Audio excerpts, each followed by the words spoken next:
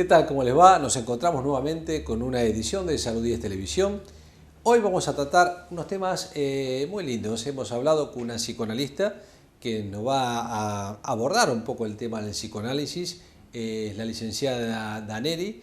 Ella nos va a hacer un poco la diferenciación que existe entre la psicología y la psiquiatría y la importancia del psicoanálisis. Hemos hablado de un tema de piel, de dermatología, con una especialista que es Inés Ronchetti. Ella nos va a profundizar un poco las dermatitis de contacto y las dermatitis alérgicas, que es una de las patologías más frecuentes que se ven en esta época del año.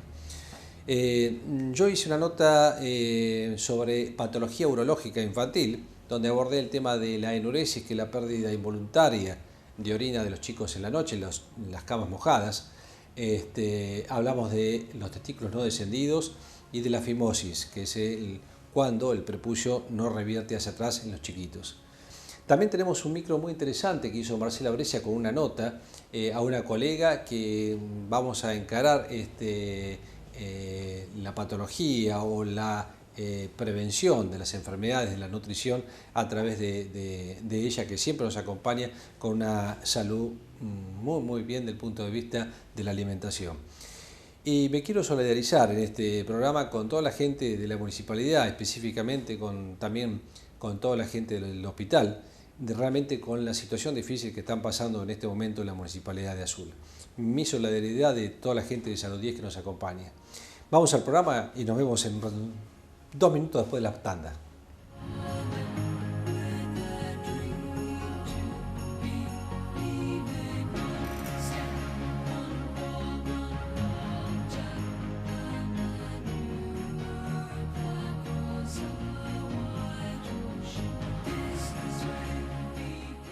Bueno, vamos a hablar de un tema que es muy interesante, que realmente muchísima gente hoy lo está realizando, lo está llevando a cabo, y que es el psicoanálisis. Y un poco yo le voy a preguntar a la licenciada Cristina Daneri, que hoy nos acompaña. Muchas gracias, Cristina, por estar hoy con nosotros. A ustedes. Y te vamos a preguntar un poco, a ver, ¿qué es el psicoanálisis? ¿Qué relaciones tenemos entre la psicología y la psiquiatría? Porque mucha gente se confunde a veces los términos y no sabe de qué se tratan. Sí, es una confusión muy frecuente. El psicoanálisis es un método que inventó Sigmund Freud hacia finales del siglo XIX. Es una cura mediante la palabra. La palabra plena, no cualquier palabra, no la palabra mágica ni la palabra vacía. La palabra verdadera actúa sobre la palabra enquistada en el inconsciente del paciente y la libera. Eso se hace mediante hablar, escuchar al analista y reflexionar. Es un proceso de reflexión consciente e inconsciente, las dos cosas. No todo es consciente, porque la mente es limitada, la mente humana. La diferencia con la psiquiatría es que la psiquiatría actúa sobre la mente, sobre el cerebro del paciente, sobre el cuerpo.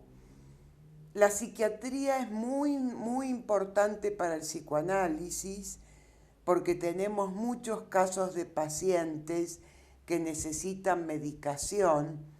Entonces los derivamos al psiquiatra y el psiquiatra habla con el paciente, igual que si fuera un psicólogo, y según lo que ve, lo medica. Está bien. Esa es la diferencia con el psicólogo, que en realidad el psicólogo no medica, no medica. Trabaja más con la palabra, como decís vos, está bien. Y, a ver, hay gente que por ahí debería ir al psicólogo, gente que se debería hacer psicoanálisis, sí, y gente que debería ir al psiquiatra. Sí. ¿Cómo sabemos nosotros, la gente común que anda en la calle, que por ahí tiene alguna problemática social, familiar o muchos problemas a veces que hoy por hoy no faltan, sino que abundan? ¿Cómo sabemos a dónde tenemos que ir? ¿O quién nos da una orientación en cuanto a eso? Bueno, lo más recomendable es que el paciente vaya al psiquiatra y que el psiquiatra vea, según cómo está el paciente, si lo tiene que medicar y sí lo tiene que derivar al psicoanalista. Eso es lo más recomendable, porque depende del tipo de sintomatología que tenga que hacer psicoterapia o no. Está bien, está bien. El psicoanálisis hoy por hoy está cada vez más difundido y Sí, realmente se está llevando a cabo, la mayoría de los psicólogos, o muchísimos psicólogos, están encarando este tipo de terapia. Sigmund Freud, como vos dijiste, fue uno de los que originaron este tipo de terapia y está basada, como vos decís, en el estudio de la palabra específicamente. sí. ¿Y qué es lo que llevaría al paciente? Esto es una terapia prolongada, una terapia que puede ser breve, depende de cada persona. Sí, depende de cada persona. Hay personas en las que es muy breve, en la que en pocas sesiones se resuelve lo que se tenía que resolver, pero la mayoría de los casos es muy larga. Insisto, porque la mente humana tiene muchos límites y no hay magia. Muchos límites y muchas cosas escondidas a veces, Muchas ¿no? cosas escondidas O autoescondidas. y autoescondidas. Así es, doctor. Sí, sí, sí. Está bien.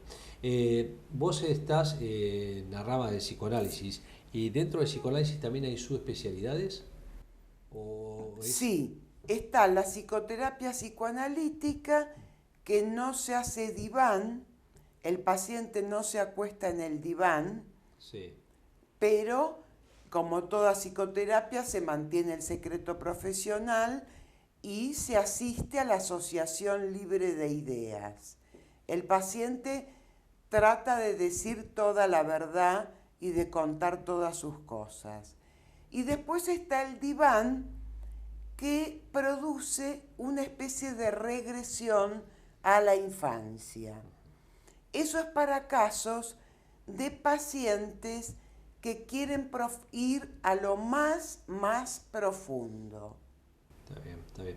Eso es muy conocido, que cuando uno va al psicoanalista, en cierta forma empiezan a indagar sobre la infancia, sobre la adolescencia, porque muchísimos de los problemas actuales que uno puede vivir como adulto se han originado en esa parte de la vida, ¿no es cierto? Así es.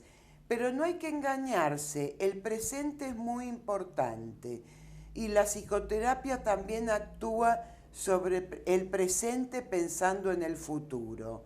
Lo que pasa que la referencia al pasado es siempre fundamental. Mucha gente tiene miedo a hacer psicoanálisis Sí, porque tiene miedo que probablemente le digan la verdad sí, y que esa verdad sea dolorosa, ¿no es sí. cierto? Entonces, ¿cómo los podemos ayudar para que realmente no tengan ese miedo para concurrir y puedan llevarlo a cabo, que en realidad va a ser para, en definitiva, para una mejoría para él y el entorno, ¿no? Ujú. Piensen que el dolor es parte de la vida humana, que no todo es armonía y felicidad. Y entonces, que tampoco la psicoterapia es tan dolorosa, no es tan dolorosa. Hay momentos de dolor, pero hay momentos de mucho placer cuando se consiguen logros. Claro. Y ese dolor a veces es necesario. Es necesario, sí, hay que Claro. pasar por él. Porque muchas veces uno lo tiene adentro y no sabe de qué forma expresárselo o comentarlo o sacarlo, ¿no? Claro, claro. Y bueno, y hay muchas enfermedades que a veces los médicos, nosotros los vemos en diferentes especialidades, que las consideramos psicosomáticas, Sí, porque tiene mucho que ver la psiquis a veces en sí. las afecciones orgánicas, Ujú. y eso se ve más de lo frecuente realmente, Sí, ¿eh? Se ve mucho, sí, mucho, muy, muy frecuentemente. sí. Bueno, Cristina, yo te agradezco mucho tu exposición. Vamos a ver que en algún otro momento seguramente vamos a poder hablar de otro tema de psicoanálisis ya un poco más específico. Ujú, Y es un tema que me importa mucho a la gente lo está pidiendo y tal vez no tenemos una sociedad en nuestro medio, en nuestra región, que ujú, todavía está tan dispuesta a realizar psicoanálisis. No es lo mismo que Buenos Aires o las grandes ciudades, que por ahí la ujú, gente ya está más formada y preparada para llevar a cabo un psicoanálisis. ujú, Y es más, hasta muchos trabajos se lo piden ujú. a los trabajadores o a los Sí, empresarios que realizan un psicoanálisis, ¿no? así es, así es. Bueno, Cristina, te agradecemos mucho por estar acá con nosotros. Muchas gracias, doctora, a usted. Ya nos vamos a ver en otra oportunidad. Cómo no, encantada. Continuamos con Salud 10.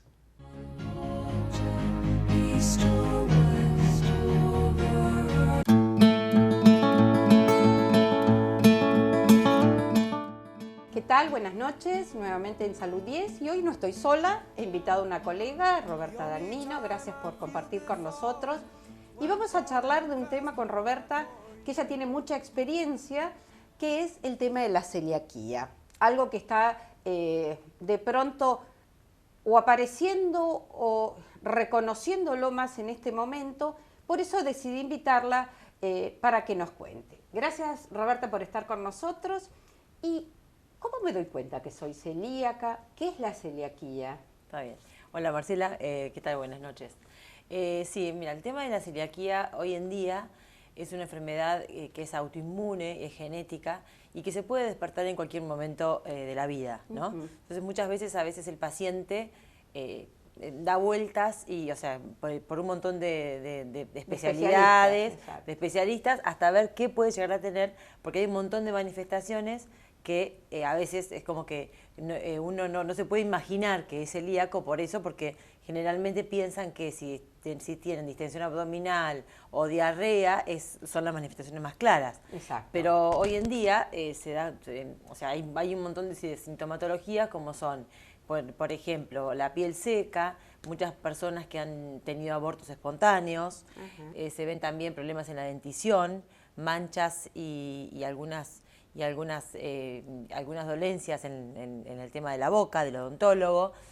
Bueno, y hay un montón de otras enfermedades como puede ser osteoporosis, osteomalacia, porque lo que pasa es que la enfermedad en realidad lo que produce es una intolerancia total al gluten. La persona tiene una intolerancia total al gluten. Entonces, de esa manera, el intestino delgado, que es el que absorbe los nutrientes, al estar dañado, ¿sí? El intestino no absorbe. Al no absorber, se empiezan a manifestar un montón de complicaciones.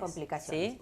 Este paciente, que es el que a veces llega, es que manifiesta comer y tener panza, a veces no tienen diarrea. Claro, a veces no, a veces se suele manifestar con una anemia importante, una anemia ferropénica importante, y bueno, lógicamente se debe a la falta de absorción del hierro, que eso también puede provocar anemia, puede provocar también osteoporosis por la falta de absorción de calcio, de vitaminas, de vitamina D, A, o sea, hay un montón de... Yo tengo esta distensión, llego al consultorio, ¿a qué especialista debe ir?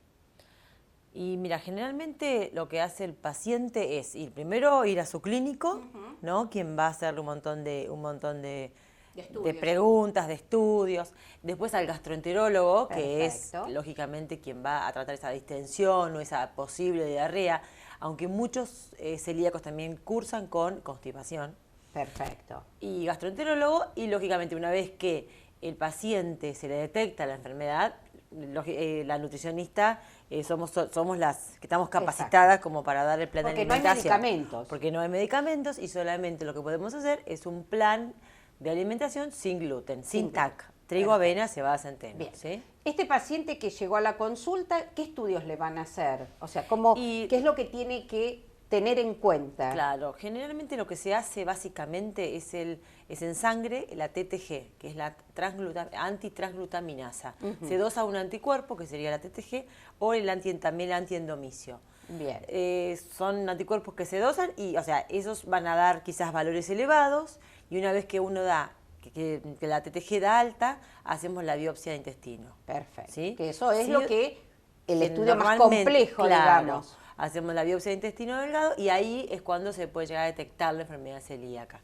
También está comprobado que muchas veces la TTG da normal, pero el paciente tiene tanta sintomatología o tiene una genética importante y a veces lo biopsian igual. Pero Bien. eso está en cada médico. Claro, porque recordemos que en últimos congresos ya se está hablando de la enfermedad celíaca y también 3 entidades, una intolerancia al gluten o una alergia, a veces sin patología, sin dar positivo para celiaquía, pero que igual se trata con una conducta alimentaria restringida en gluten y solucionar, sin llegar a tener el diagnóstico de celiaquía. Claro, hay que diferenciar bien eso, ¿no? Porque a veces la persona cuando te dice que es alérgico al gluten, hace la dieta o hace el plan de alimentación, o sea, no lo hace tan perfecto como lo debería hacer un celíaco. Un celíaco. ¿Sí? Entonces, bueno, hay que ver bien la diferenciación, que no sea realmente un celíaco, porque Perfecto. muchas veces el celíaco come gluten,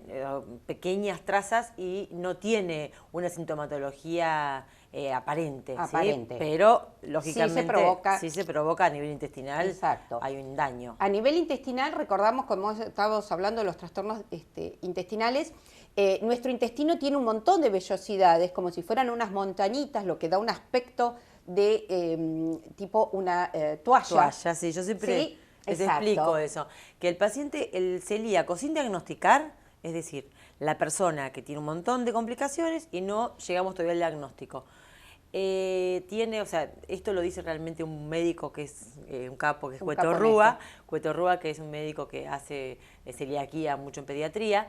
Dice que el médico, o sea, que el intestino del paciente sin diagnóstico es como una lona pampero. Es decir, este intestino no tiene vellosidades, está liso, y todo lo que ingresa lo pierde, Sigue de largo. lo elimina. Exacto. Entonces, en vez de tener una toalla como deberíamos tener, tiene la lona pampero. Una vez que el paciente empezó con su plan de alimentación sin gluten y ese intestino se recupera perfectamente, vuelve a adquirir el aspecto normal. El aspecto normal y a absorber todo lo que no absorbía. Perfecto. Esta enfermedad empieza en chicos, está en adultos. Sí, ¿Cuál es tu experiencia? Sí, en realidad se puede ver en un montón de enfermedades, o sea, en un montón de edades. Es decir, puede ser un chico chico, recién nacido, una niñez, adolescencia. Veo mucho en el consultorio mucha gente diagnosticada entre los 30 y 35 años. ¿Por qué? La verdad, Exacto. que hay mucho diagnóstico en esa edad. O sea, con mi experiencia, ¿no? Exacto. Y también, bueno, gente adulta, gente de 50 y pico de años, hasta gente de 80 años que vos decís, no puede ser.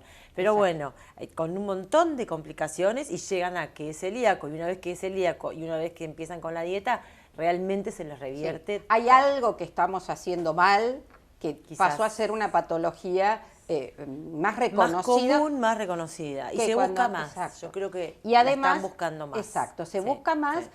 Muchas veces es porque hay mayor llegada a los clínicos, mayor llegada con esta sintomatología. Antes lo daban por hecho que estaba distendido, que siempre tenía panza. Y que si nunca no lo tenía trató. panza, no era celíaco. Exacto, Y es como ahora que no. estaba asociado a esta A eso, cuestión, sí. y de pronto en el tiempo grandes avances, quizás por la aparición de mayor cantidad de casos, se está buscando, o sea, se está más atento a esta patología desde el diagnóstico, ya se estudia más habitualmente y no llegar a el caso del anémico ya en estado, Sí. o en chicos con grandes Complicaciones. temas de Exacto. Y el tema de la talla también, eso es importantísimo. En chicos, muchas veces cuando vemos que el chiquito no crece, o que crece poco, o que está Exacto. con abdomen, o sea, o que le duele la panza. El chico que le duele todos los días la panza. la panza. Y el tema de la talla, cuando vemos que genéticamente hay familia de personas altas o personas Exacto. con una talla elevada, y este chiquito no crece, o sea, ahí hay que estudiar. Porque Al primero de la talla, fila, siempre claro, dicen. al primero A ver de la qué fila. pasa con el primero de la Claro, fila. porque ¿qué pasa si nos dejamos estar? Exacto. Esa El dolor talla de no se panza de los recupera, chicos ¿sí? muchas veces es porque no quiere ir a la escuela, pero otras veces es porque solo tomó un té con tostadas. Sí. Y uno dice, pero un tecito con tostadas, y el problema son las tostadas. Claro. Este tema es muy importante. Lo que vamos a... hemos hecho la presentación. En un próximo programa vamos a empezar a hablar de los alimentos, esto que le interesa al celíaco, cómo revertir estas sintomatología tan sencillo. Con el único medicamento que existe es que cumplir una dieta. Así que nos volveremos a ver en el próximo programa. Vamos a seguir con Roberta y llegamos al final de este micro de Salud 10. Gracias.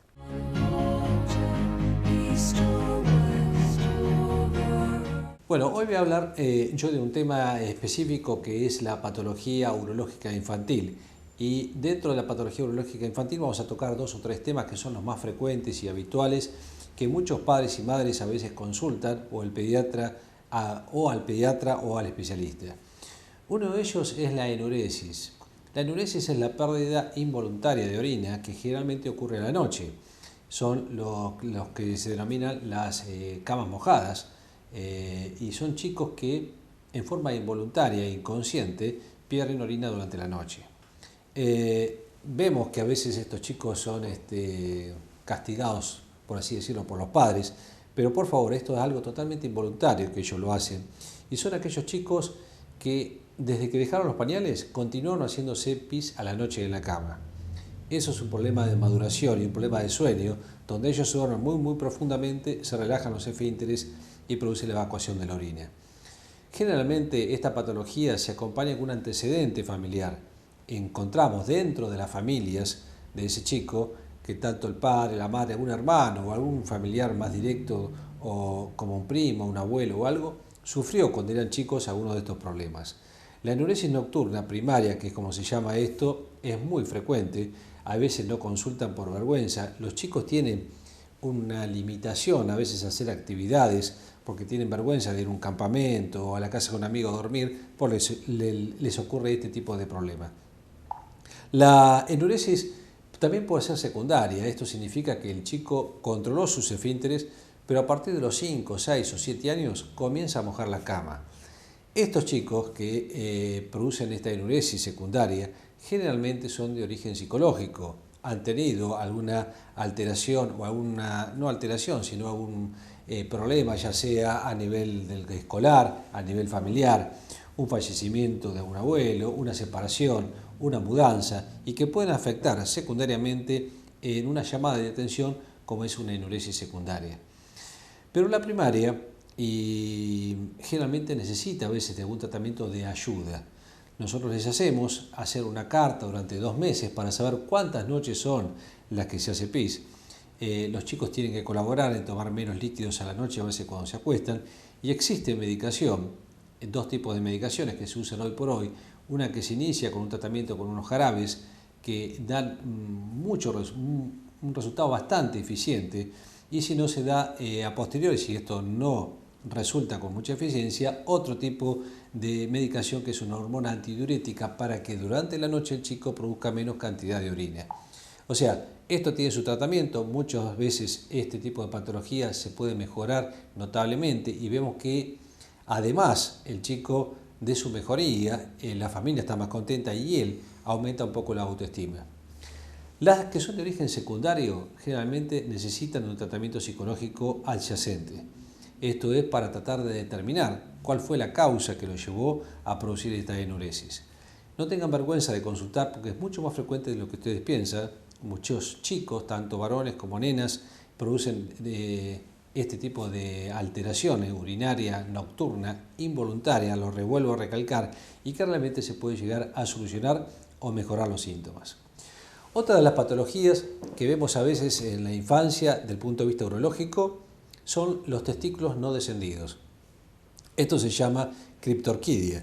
Es cuando el testículo, en vez de estar en la bolsa como debe estar a su temperatura, se lo encuentra a nivel inguinal o más alto, y estos testículos se deben descender a una edad temprana, que generalmente es antes de los 5 o 6 años de edad. Normalmente, hoy por hoy, el tratamiento de los testículos no descendidos lo empezamos a los 2 años. Si logramos ver que el testículo está a una altura bastante aceptable del escroto, que es de la bolsa, se hace un tratamiento hormonal para que el testículo descienda. Y muchos de ellos son quirúrgicos. ¿Y por qué hay que tener el testículo en la bolsa? No es por un problema estético, sino que es porque el día de mañana esos testículos que están a mayor temperatura a nivel inguinal pueden verse afectados por un problema de esterilidad o también, peor todavía, por un problema oncológico. Los testículos que están a nivel inguinal o abdominal que no han descendido pueden el día de mañana ser causantes de un tumor testicular, además de ser causantes también de un problema de fertilidad. Por eso es que el testículo se debe descender antes de esa edad. No tener miedo, porque a veces los padres dicen no lo vamos a operar porque es una cirugía que es rápida, que es breve, que en el mismo día se va a la casa y realmente el beneficio es muy importante para evitar ese tipo de patología. Hay chicos que tienen lo que se denomina testículos en ascensor, que suben y bajan. Frente a cualquier estímulo, uno pellizca a veces en el muslo nada más y el testículo se va para arriba. Entonces, estos también requieren un tratamiento porque muchos de estos chicos tienen el testículo más tiempo en la cavidad abdominal o inguinal y no en la bolsa del escroto, por lo cual deben ser tratados a través de una medicación hormonal y también, si el caso perdura, se debe realizar una cirugía. Estas son dos de las patologías más frecuentes que vemos en los chicos. Y otra que también es muy frecuente es lo que se denomina fimosis, que es cuando el prepucio, normalmente el cuerito del pene, no corre, no se revierte hacia atrás, no deja ver el glande. Entonces eso muchas veces, si no mejora con un tratamiento, con alguna crema, con algún masaje, también es quirúrgico. Lo que se hace con la cirugía es una circuncisión. Esto es que el prepucio se corta, queda con el glande en la parte externa. Esto ustedes saben que muchas religiones, musulmanas, judíos, los hacen desde el nacimiento.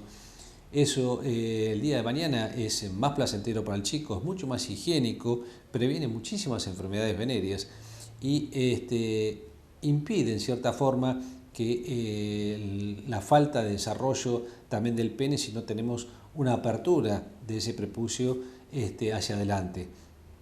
Esto es bastante frecuente. Los pediatras son los que primero realmente lo observan, son los que lo mandan al especialista y bueno, nosotros tratamos de ver si se puede llegar a revertir con un tratamiento médico o si requiere una cirugía. La cirugía de esto también es muy breve, se operan casi, no digo en forma ambulatoria, pero no necesita más de 4, 5 o 6 horas de internación. Y el beneficio que va a brindar en un futuro es muy importante. Hay mucha patología urológica infantil que podemos llegar a hablar, infecciones urinarias, deformaciones, alteraciones renales, hay algunas que a nivel de la vejiga, malformaciones a nivel de los genitales. Pero bueno, hoy yo les quise dar estos 3 temas, que son la enuresis, la criptorquidia, que es el testículo no descendido, y la fimosis, que es cuando no revierte el prepucio. Espero que les haya quedado claro. Por favor, si ustedes ven que alguno de sus chicos tiene este problema, consulten a su pediatra y seguramente ellos lo van a derivar al especialista y vamos a poder darle una solución lo más eficiente posible. Gracias.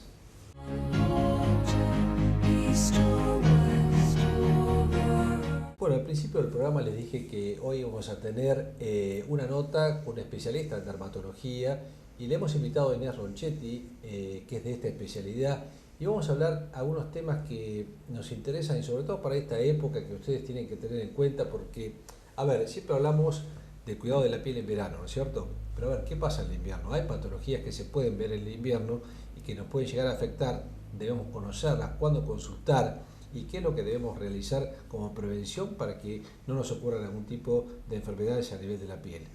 Inés, gracias por estar hoy con nosotros. Por favor. Sabemos que la piel es el órgano más grande que tenemos en el cuerpo, el más extenso. Y bueno, en esta época, sin duda, ¿cuáles son las patologías que vos más frecuentemente podés llegar a ver en la consulta? Bueno, en esta época del año, la mayoría de las consultas, la mayoría no, pero bueno, una de las consultas más frecuentes es la dermatitis por contacto, ya que se calcula más o menos entre un 80 y un 90% de las dermatitis ocupacionales, que esto trae un gran problema por el ausentismo laboral y para realizar las tareas habituales. Por eso se me ocurrió que podíamos charlar de la dermatitis de contacto. Está bien. A ver, contanos, a ver, porque creo que la dermatitis de contacto se pueden ver en las personas que trabajan en una fábrica, en un laboratorio, desde una maestra, hasta las que pueden llegar a producirse en el hogar. Exactamente.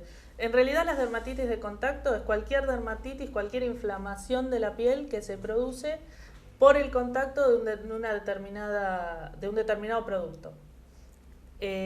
Como grandes rasgos podemos dividirlas en ocupacionales o profesionales, que tienen que ver con el ámbito de trabajo. Desde cualquier profesión o ocupación tiene sus dermatitis de contacto. Jardineros, maestras, personas que trabajan a nivel metalúrgico, médicos, campo, cualquier tipo de ocupación tiene sus irritantes. Después tenemos también por cosméticos, ¿sí? Por eso tenemos dermatitis en párpados, en mejillas, en labios, en cualquier parte del cuerpo donde uno se ponga determinada crema, ¿sí? Una cosa que hay que tener mucho en cuenta, sobre todo por los cosméticos, es los esmaltes de uñas, que uno dice, ¿por qué los párpados? Pero uno se está tocando constantemente los ojos y enseguida produce una dermatitis. Está bien. Y por último, bueno, las ocasionales, que tienen que ver más que nada con una prenda de vestir nueva, que por ahí no la lavó, no la enjuagó y se la pone y hace una irritación, o un día que fue al campo y estuvo en contacto con higos, con la higuera es terriblemente irritante para la piel, el limonero también, ahora, la ruda. las personas, por ejemplo, tenés el factor irritante que puede llegar a ser Sí. todo esto que vos nombraste, pero también tenés que tener una predisposición a tener una dermatitis, ¿verdad? En la dermatitis por contacto tenemos las irritativas y las alérgicas. En las irritativas no hace falta la sensibilidad o la predisposición individual. Si los dos nos exponemos a un ácido, los dos vamos a tener la irritación. Eso Sí. es una dermatitis irritativa por contacto que se va a producir aguda y tiene que ser por un irritante fuerte, por ejemplo el ácido en este caso. Exacto.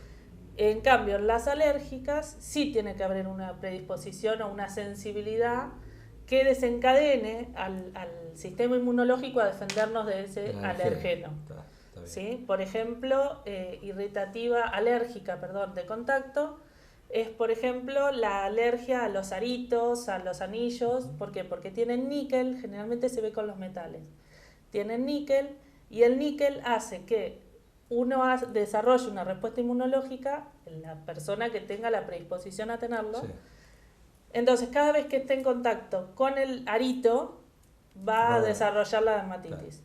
No todas las personas tienen esta Sí, sensibilidad. una respuesta a eso. Claro. Exactamente. Sí. Por ejemplo, las personas que se hacen los tatuajes. Sí. Muchas personas no tienen ningún tipo de problema, pero a algunas les puede llegar a afectar con una dermatitis. Sí, las tinturas. Las tinturas, y hay determinados colores incluso que son mucho más alergénicos que otros. Siempre, ante un tatuaje, siempre hay que hacer una prueba en la piel a ver si uno reacciona con determinados colores. Se han visto millones de veces que tiene el tatuaje perfecto con muchos colores. Y en el color violeta, por ejemplo, se hace toda una dermatitis siguiendo toda la línea del tatuaje. Y eso es dificilísimo de tratar. Claro. Porque es algo que, en realidad, cuando nosotros tenemos una dermatitis, lo ideal es sacar el factor agresivo. En el tatuaje no se puede sacar. Entonces, constantemente está ahí y cada vez va a ser peor la reacción que va a ir haciendo. No es que la piel se va a acostumbrar. La piel no se acostumbra. Es importante que alguien que se hace un tatuaje que se haga una reacción previa Siempre, para tratar de determinar. Sí. Vos hablaste de que estas patologías pueden llegar a afectar la parte laboral, sí. ¿no es cierto? Y eso es uno de los principales, ausentismo. Sí. Que se puede llegar. ¿Cómo se ve eso? Generalmente cuando uno trabaja en una fábrica, en los guantes de generalmente, bueno, como decíamos, depende de la ocupación que realice la persona. Va a tener la mayoría de las dermatitis de contacto se ven en las manos, que es con lo que uno más trabaja, con lo que uno está más en contacto. También hay dermatitis de contacto volátiles, ¿sí? por contacto aéreo, por vía aérea. Pero lo que más se ve es por contacto en las manos. Entonces, la primer reacción que uno puede ver en las manos es un eritema, o que sea que la mano se pone colorada en distintos sectores. Generalmente, si es irritativa, va a ser en el lugar del contacto. Si es alérgica, puede ser en un lugar a distancia.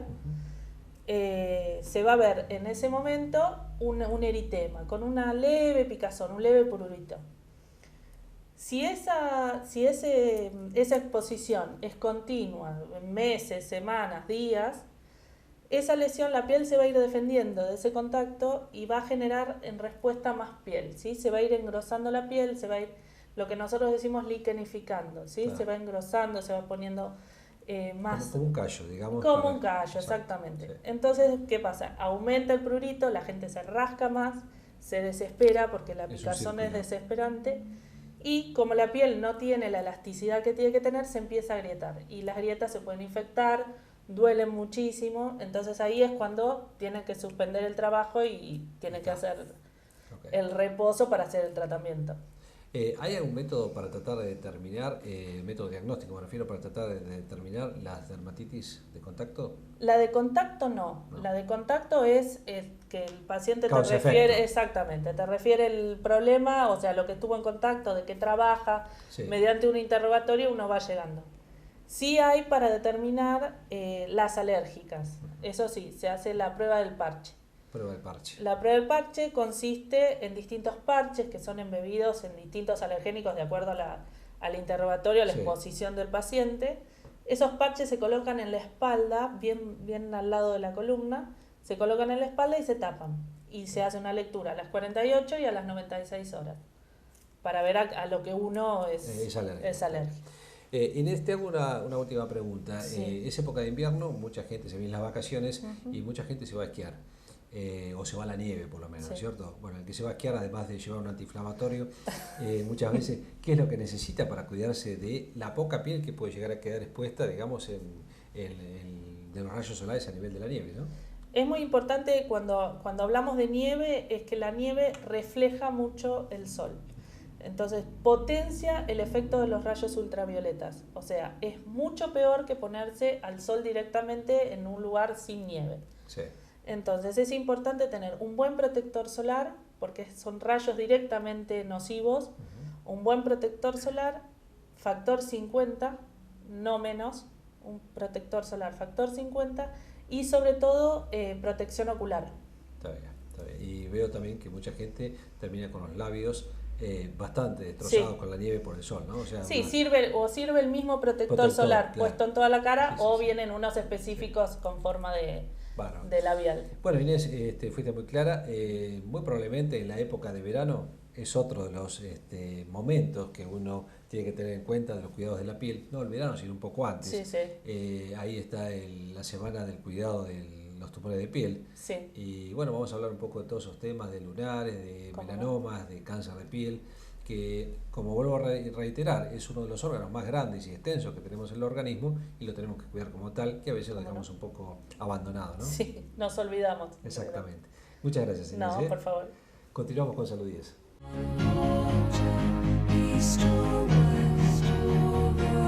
Bueno, hemos llegado al fin de Salud 10 Televisión. Hoy, lamentablemente, Nacha no nos pudo acompañar, se tuvo que quedar en Tapalqué por unos problemas personales, pero seguramente la vamos a tener con todos nosotros dentro de 7 días.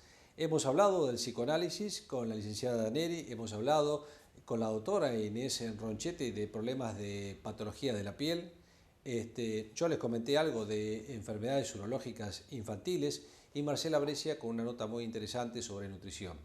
Les agradecemos mucho de habernos acompañado en esta edición y los esperamos en 7 días, todos los lunes a las 21 horas en Salud 10 Televisión. Muchas gracias.